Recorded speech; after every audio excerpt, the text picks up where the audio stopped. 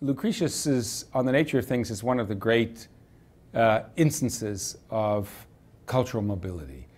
This was a text, a poem, a remarkable poem, written more than 2,000 years ago, itself based on ideas that are at least several hundred years older than that. It had some circulation at the time of Cicero and Julius Caesar and the poet Virgil. And then after a few hundred years of such circulation, it disappeared and is scarcely mentioned for more than 1,000 years. And then one day, in January of 1417, a book hunter, now obscure papal bureaucrat named Poggio Bracciolini, went into a monastic library and he found a copy and he took it off the shelf. And that, taking it off the shelf and recirculating it, getting it copied and having it begin once again to be read, turned out to have extraordinarily far-reaching consequences, though by no means immediately. It was just more like a butterfly's wing moving initially, just a tiny bit of movement. And this is, for me, the rediscovery of this ancient poem in 1417 is the paradigmatic instance of recirculation, of what it means for something to be put back in motion. Why is it significant? Because of everything that had been lost.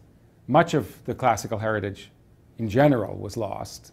Many, many plays by Sophocles and Euripides and Aeschylus, many great works of art, many great works of philosophy and of science and so forth, in the general collapse of ancient civilization. Among the things that didn't survive was a school of philosophy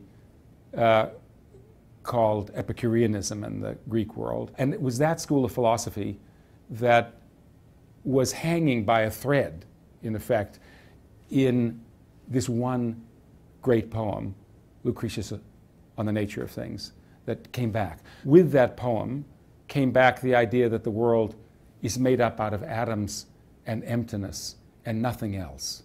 No mysterious demons, no angels, no forces moving the atoms around. That everything can come into existence without providence.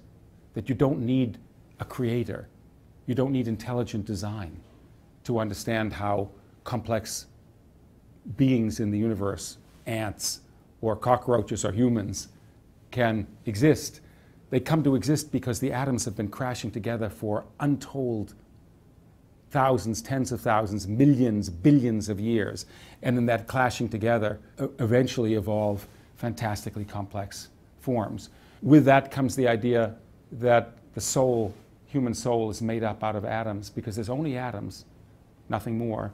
Atoms and emptiness. The human soul is made up out of atoms just as the body is made up out of atoms, and that the soul will disintegrate when the body disintegrates. Therefore, there's no afterlife. Therefore, there's no judgment in the afterlife, no punishment, no reward. Whatever meaning we have in the universe is here and now in this world, and whatever political, ethical, moral meanings we can make, we have to make here and now by ourselves, because there is no God who will determine whether we've made the right decisions or not, and reward or punish us accordingly, and so forth and so on, including the belief, as Lucretius says, that there must have been, because of this notion, other creatures who existed in the earth, other species that existed before us, and other species who will exist after us, because nature is constantly experimenting.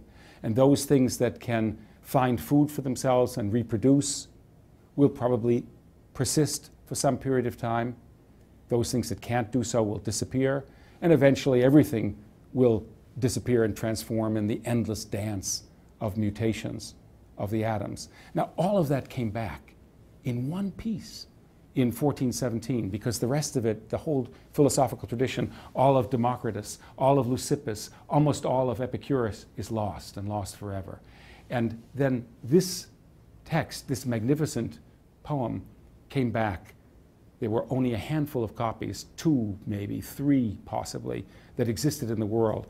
A fire, an earthquake, an act of destruction would have done it in.